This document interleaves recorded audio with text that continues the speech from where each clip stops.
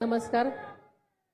राजर्षी छत्रपती शाहू महाराज पूर्णाकृती पुतळ्याच्या अनावरण व हिंदूराव घाटगे विद्यालय लोकार्पण व शेतकरी मेळावा कागलच्या या कार्यक्रमामध्ये उपस्थित असलेले आपल्या राज्याचे लोकप्रिय मुख्यमंत्री आणि महायुती सरकारचे खंबीर नेतृत्व आदरणीय देवेंद्रजी फडणवीस साहेब, महाराष्ट्र विधानसभेचे अध्यक्ष ॲडव्होकेट राहुलजी नार्वेकर साहेब, माननीय खासदार श्रीमंत शाहू महाराज, मंत्रिमंडळातील माझे सहकारी नामदार हसन मुश्रीफ साहेब, नामदार चंद्रकांत दादा पाटील साहेब, आपले पालकमंत्री नामदार प्रकाश आंबेडकर साहेब, नामदार माधुरीताई मिसाळ,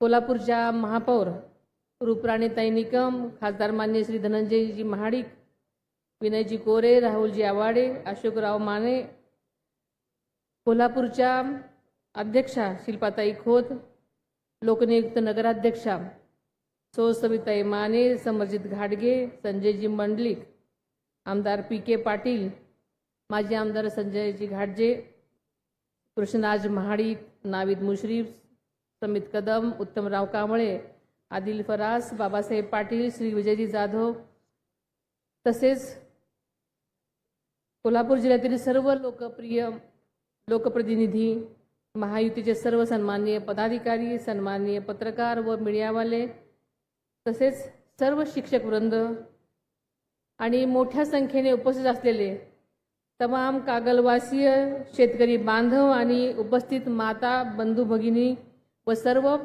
प्रिय कागलकर. कागलची भूमी ही सामाजिक न्यायाची, समतेची, शिक्षणाची, शेतकरी कल्याणाची आणि पुरोगामी विचारांच्या राजश्री शाहू महाराजांची जन्मभूमी. राज्यकर्ता कसा असावा याचं जगातलं सर्वोत्तम उदाहरण म्हणजे शाहू महाराज. आपल्या प्रजेचं कल्याण हेच अंतिम ध्येय मानून त्यांनी आपलं आयुष्य घालवलं. समाजातल्या वंचित, शोषित, दुर्बल शेतकरी, कामगार आणि विद्यार्थ्यांच्या आयुष्यात परिवर्तन घडवण्यासाठी त्यांनी आपलं आयुष्य वेचलं. आपल्याला अनेक उदाहरणांमधून ते दिसत आलेलं आहे. आरक्षणाची खरी मुहूर्तमेढ रोवून सामाजिक न्यायाची दिशा देणारे राजश्री शाहू महाराज हे आधुनिक भारताच्या इतिहासातले अद्वितीय राजे होते. जगाच्या इतिहासामध्ये असे लोकाभिमुख, प्रजाहितदक्ष आणि दूरदृष्टीचे राजे फारच कमी पाहायला मिळाले. राजश्री शाहू महाराजांचं शेतकऱ्यांचं प्रेम केवळ शब्दातच नव्हतं, तर त्यांच्या नेहमीच्या कृतीतून दिसायचं. 1920 मध्ये त्यांनी सिंचन धोरण राबवून दुष्काळग्रस्त भागातल्या शेतकऱ्यांना मोठा आधार दिलेला आपल्याला सगळ्यांना माहिती आहे. त्यांनी आपल्या संस्थानामध्ये सार्वत्रिक पाटबंधारे धोरण लागू केलं.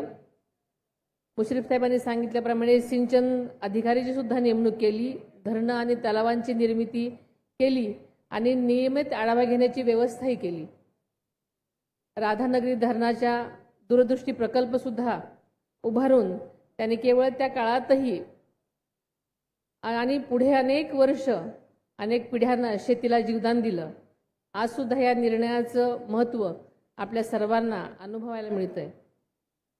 शेती आधुनिक व्हावी म्हणून 1912 मध्ये किंग एडवर्ड ॲग्रिकल्चर इन्स्टिट्यूटची स्थापना त्यांनी केलेली आपल्याला सगळ्यांनी वाचलं असेल, ऐकलं असेल. शेतकऱ्यांच्या मुलांनी शिक्षण घेऊन आधुनिक शेती करावी, नवीन प्रयोग करावेत, त्यासाठी त्यांनी शेतकी शिक्षणाला नेहमीच प्रोत्साहन दिलेलं आपल्याला माहिती आहे.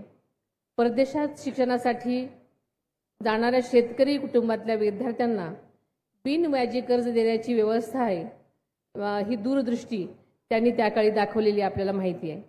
सहकार क्षेत्राच्या विचाराला त्यांनी नेहमीच प्रोत्साहन दिलं. शाहू महाराजांची न्यायप्रियता किती मोठी होती त्याचं एक उदाहरण म्हणजे खरंच प्रत्येकाने लक्षात ठेवायला हवं की सैन्य स्वारीवर असताना शेतकऱ्यांकडून धान्य दिलं जाई व त्याचे पैसे उशिरा मिळायचे.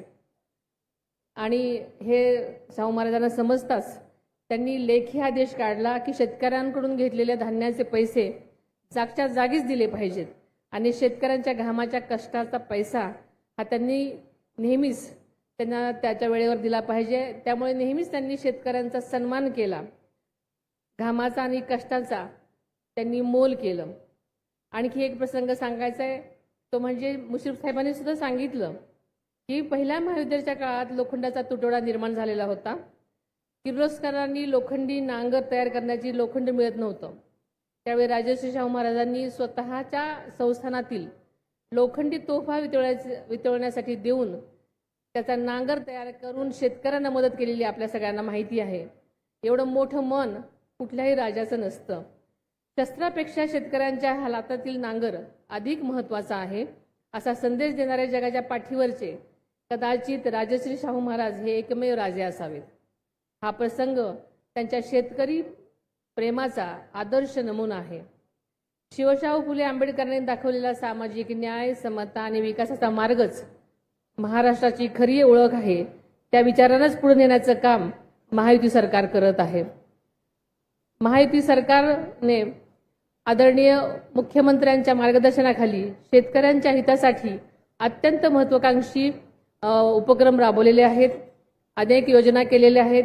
त्यापैकी एकच पुण्यश्लोक अहिल्यादेवी होळकर शेतकरी कर्जमुक्ती योजना 2 दिवसापूर्वी पहिल्या टप्प्यातल्या 6,22,000 पात्र शेतकऱ्यांच्या खात्यामध्ये 5,028 कोटी रुपयांची थेट रक्कम जमा करण्यात आलेली आहे. या योजनेचा लाभ राज्यातल्या प्रत्येक पात्र शेतकऱ्याला मिळणार आहे. पहिल्या टप्प्यात लाखो शेतकऱ्यांचा सातबारा कोरा झाला असून पुढील टप्प्यात काम सुद्धा आता युद्ध पातळीवर सुरू आहे. राज्य शासनानं सर्व बँकांना स्पष्ट निर्देश दिले आहेत की कर्जमुक्त झालेल्या पात्र शेतकऱ्यांना तातडीनं नवीन पीक कर्ज उपलब्ध करून द्यावं. शेतकरी सक्षम, शेती समृद्ध आणि महाराष्ट्र अधिक प्रगत व्हावा हा या योजनेमागचा मुख्य उद्देश आहे. राजर्षी शाहू महाराजांनी जशी शेतकऱ्याच्या घामाला न्याय दिला तसाच न्याय देण्याचा निर्धार महायुती सरकारने केलेला आहे. आदरणीय अजितदादांची राजश्री छत्रपती शाहू महाराजांच्या विचारावर अढळ निष्ठा होती.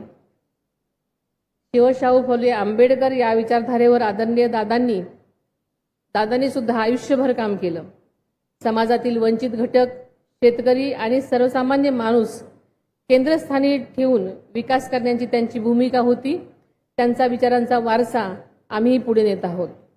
राज्याचे लोकप्रिय मुख्यमंत्री देवेंद्रजी फडणवीस साहेब यांच्या नेतृत्वाखाली महाराष्ट्र अधिक वेगानं प्रगतीच्या दिशेने वाटचाल करत आहे.